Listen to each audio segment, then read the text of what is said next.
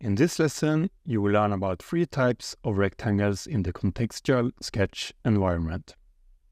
The 2-point rectangle is the default option in the toolbar and has the keyboard shortcut R assigned to it.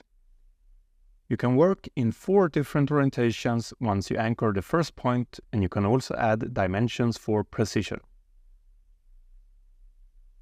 Pay attention how horizontal/vertical constraints are added automatically and prevent you from changing the shape of the rectangle unless you remove the constraints.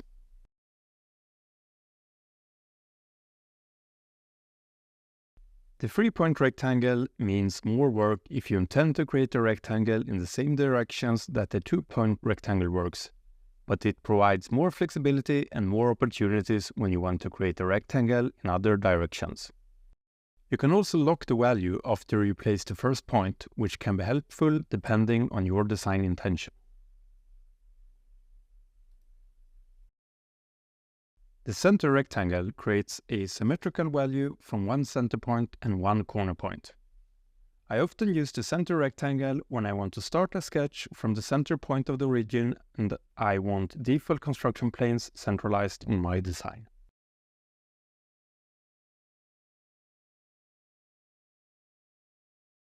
And that's it for rectangles. See you in the next lesson.